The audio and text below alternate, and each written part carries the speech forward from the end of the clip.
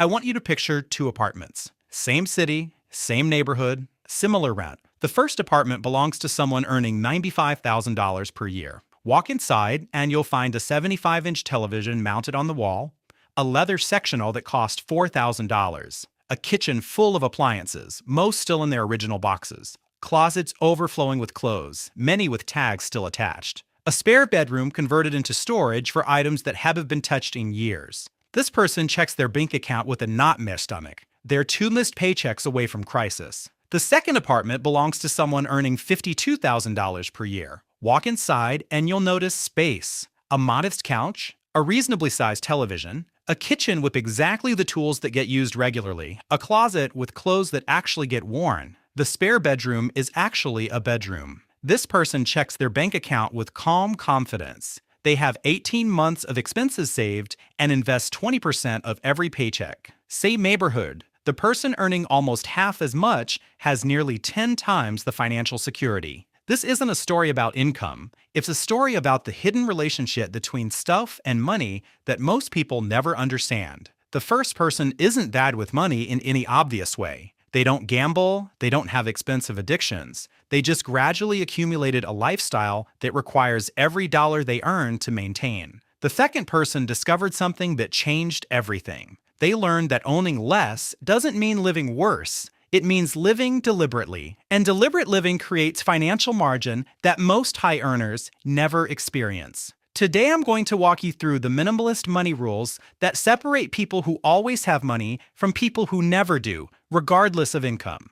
These aren't about deprivation. They're about understanding that every object you own has ongoing costs you've probably never calculated. Let me start with a concept that will reframe how you think about every purchase you make for the rest of your life. Everything you own costs money twice. The first cost is obvious. It's the purchase price, the number on the receipt. But there's a second cost that most people completely ignore, and it's often larger than the first. The second cost includes storage, maintenance, mental energy, and opportunity cost. That treadmill you bought requires space in your home. Space costs money, roughly $30 to $50 per square foot annually in most urban areas. A treadmill takes up about 20 square feet when you account for clearance space. That's $600 to $1,000 per year in implicit rent you're paying to store exercise equipment that probably hangs clothes most days. The second cost also includes maintenance and upkeep. That boat sitting in your driveway needs winterization, cleaning, registration, insurance, and occasional repairs. The industry rule of thumb suggests annual maintenance costs run about 10% of the boat's value.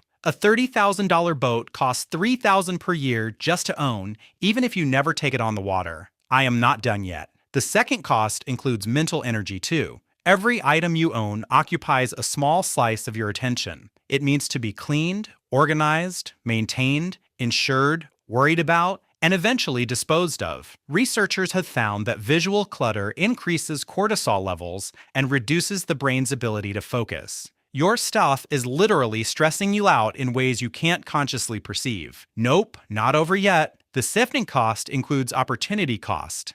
Every dollar locked up in possessions is a dollar not invested. That $15,000 home gym equipment setup could have been $15,000 in index funds, growing to $50,000 or more over 15 years. You didn't just buy a home gym. You bought a home gym instead of future financial freedom. When you add up these hidden costs, many possessions cost more to own than they cost to buy. The purchase price is just the entry fee. The ongoing costs continue for as long as you possess the item. Minimalists understand this intuitively. They're not avoiding possessions because they hate nice things. They're avoiding possessions because they calculated the true cost and decided most things aren't worth it. This leads to the first rule that minimalists follow religiously. Rule 1. Calculate cost per use before any purchase. Before buying anything, estimate how many times you'll realistically use it.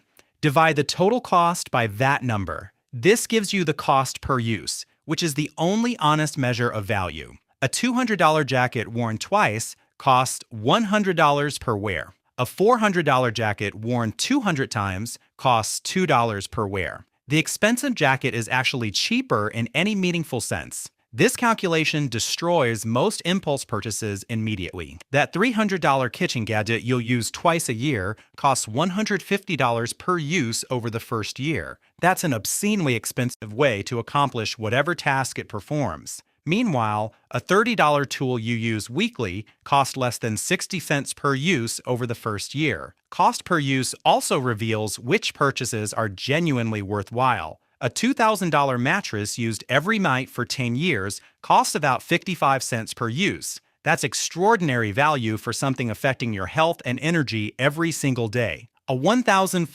espresso machine used daily for 5 years costs less than $1 per use, likely saving money compared to coffee shop visits. The map cuts through marketing, emotion, and social pressure. It reveals what actually makes financial sense versus what just feels appealing in the moment. Rule 2. Apply the replacement test to everything you already own. Walk through your home and look at each item you possess. Ask yourself the simple question: if this item disappeared today, would I spend money to replace it? Be honest. Would you actually go buy another fondue set? Would you replace that bread maker collecting dust in the cabinet? Would you repurchase those clothes you haven't worn in 18 months? For most items, the honest answer is no. You would not replace them. They exist in your life through inertia, not intention. They were impulse purchases, gifts you felt obligated to keep, or remnants of past hobbies and phases you've moved beyond. These items have negative value. They cost you space, mental energy, and maintenance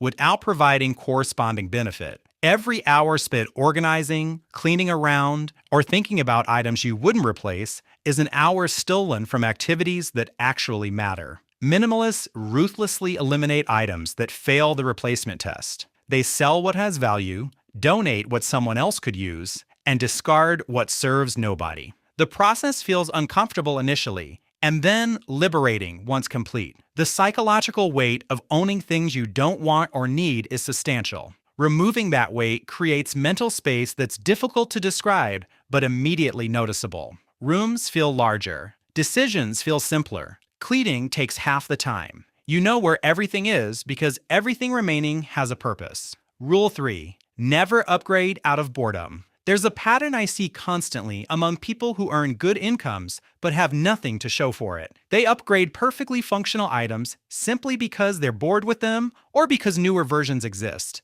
Their television works perfectly, but the new model have slightly better contrast. Their phone operates flawlessly, but the new release has a marginally improved camera. Their car runs reliably, but the New Year's model has updated styling. Their furniture serves its purpose, but they've grown tired of looking at it. These upgrades feel like improvements. They're actually wealth destruction disguised as progress. Minimalists maintain a strict policy: never replace something that functions properly. The phone that makes calls, sends messages, and runs apps does not need replacement because a newer phone exists. The car that reliably transports you does not need replacement because the neighbor bought something shinier. This policy saves enormous sums over a lifetime. The average American replaces their phone every 2 to 3 years, often while the previous phone works perfectly. Over 30 years, this pattern costs $30,000 to $50,000 in unnecessary purchases. Applied across all categories where upgrade culture operates, the lifetime waste easily exceeds $200,000. Minimalists escape this trap by defining functional clearly. An item remains functional until it genuinely fails to serve its purpose. Boredom is not failure. Desire for novelty is not failure. The existence of newer alternatives is not failure. Actual mechanical breakdown or genuine inability to perform required tasks is failure. Everything else is marketing convincing you to solve problems you don't have. Rule 4. Create friction for spending and ease for saving. Human behavior follows the path of least resistance. If spending is easy and saving is difficult, you'll spend. If saving is easy and spending is difficult, you'll save. Minimalists engineer their environment to make the right choice the easy choice. Spending friction looks like removing stored credit card numbers from online retailers, requiring a 24-hour waiting period before any non-essential purchase, deleting shopping apps from your phone, unsubscribing from promotional emails, and avoiding stores unless you have a specific intended purchase. Saving ease looks like automatic transfers to investment accounts on payday, keeping only small amounts in easily accessible checking, making investment contributions happen before you see the money, and treating savings like a fixed expense rather than an afterthought. B. Structural changes matter more than willpower. Willpower depletes throughout the day. Environment is constant. Someone relying on willpower to avoid impulse purchases will eventually fail when they're tired, stressed, or emotional. Someone who deleted the shopping apps and removed their credit cards simply cannot impulse purchase in that moment. Minimalists don't trust themselves to consistently make good decisions. They design systems that make good decisions automatic. The 24-hour waiting rule alone eliminates roughly 70% of impulse purchases. Most desires for objects fade within a day if not acted upon immediately. Rule 5. Count your possessions regularly. This sounds obsessive until you actually do it. Counting forces awareness. Awareness prevents accumulation. Pick a category. Count how many items you own in that category. Write it down. The numbers often shock people who've never examined their consumption patterns objectively. How many shirts do you own? Most people guess low and discover they have 3 or 4 times what they estimated. How many kitchen gadgets? How many pairs of shoes? How many items in your junk drawer? How many books you'll never read again? The count itself changes behavior. Once you know you own 47 shirts, buying another feels different. You're not adding a shirt. You're bringing your collection to 48. The absurdity becomes visible. Minimalists track key categories over time. They set maximum thresholds. Perhaps 30 items of clothing total. Perhaps 15 books at any given time. Perhaps a one-in, one-out policy, where any new purchase requires removing something existing. These constraints prevent lifestyle creep.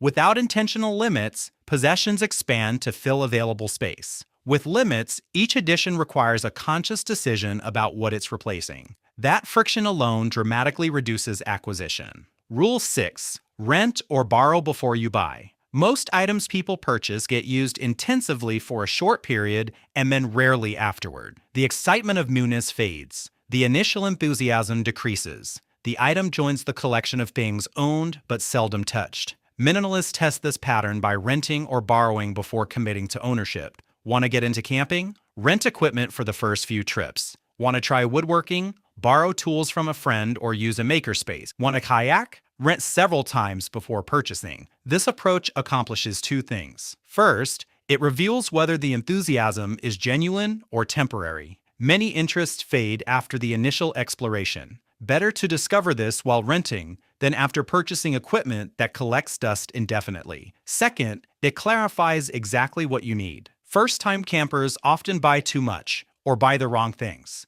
Renting lets you learn before committing. When you eventually purchase, you buy precisely what's necessary rather than guessing. The buy-first mentality costs people enormously over their lifetimes. Closets and garages across America contain dusty remnants of abandoned hobbies. Ski equipment from the phase when they thought they'd ski regularly. Photography gear from when they imagined becoming serious photographers. Music equipment from bands that played 2 shows. Minimalists avoid becoming museums of past enthusiasm. They test interests before investing. They maintain the flexibility to explore without the burden of ownership. Rule 7. Understand the lifestyle multiplier effect. Every possession you own connects to other possessions. A boat requires a trailer, a hitch-equipped vehicle, storage fees, maintenance supplies, safety equipment, and appropriate clothing. A purchase that seems singular actually triggers a cascade of supporting purchases. This is the lifestyle multiplier. Major purchases multiply into ecosystems of related expenses. The true cost is never just the item itself. Watch how this plays out with common purchases. A home gym requires flooring, mirrors, storage solutions, ventilation considerations, and often renovations to make the space suitable. A pool requires chemical supplies, cleaning equipment, covers, furniture, maintenance tools, and often landscaping to complement the installation. A motorcycle requires gear, storage, maintenance equipment, and often a truck or trailer for transportation to riding locations. Minimalists calculate the full ecosystem cost before any major purchase. They know that a $5,000 purchase might actually represent $8,000 or $12,000 when all the multiplier expenses are included. This full accounting often transforms what seemed like a reasonable purchase into something clearly excessive. The multiplier effect also works in reverse. Eliminating one major possession often eliminates an entire category of related expenses. Selling the boat means no more storage fees, insurance, registration, maintenance, or towing costs. The savings extend far beyond the item's value. Rule 8. Define enough before you start earning. Here's something that traps high earners constantly. They never define what enough looks like, so they keep purchasing more without ever arriving at satisfaction. Their income increases, so they upgrade their lifestyle. The new lifestyle becomes normal, so they need another income increase to feel progress. This cycle continues indefinitely. People earning $300,000 feel just as financially stressed as people earning $80,000 because their expectations and expenses expanded alongside their income. Minimalists break the cycle by defining enough before they start earning. They decide in advance what kind of home is sufficient, what kind of car meets their needs, what level of material comfort constitutes genuine satisfaction. Then they earn toward that target rather than constantly moving the goalpost. This might mean deciding that a $350,000 home is enough, even if you eventually could afford $600,000. It might mean deciding that a $30,000 car is enough, even when colleagues drive $70,000 vehicles. It might mean deciding that your current wardrobe is enough, even as your income could support constant upgrades. Defining enough creates a finish line. Without it, you're running an endless race where lifestyle expansion always outpaces income growth. With it, you reach a point where additional income flows entirely to saving and investing rather than consumption. The person who defined enough at $60,000 of annual spending and then started earning $150,000 builds wealth at an extraordinary rate. The $90,000 difference between income and enough goes directly to financial freedom. Meanwhile, someone earning the same $150,000 but constantly redefining enough upward might save almost nothing. Rule 9. Measure wealth by optionality, not accumulation. The conventional view measures wealth by what you have: houses, cars, possessions, visible markers of success. Minimalists measure wealth differently. They measure it by what they can choose. Can you leave a job that's destroying your mental health? Can you take 6 months off to handle a family emergency?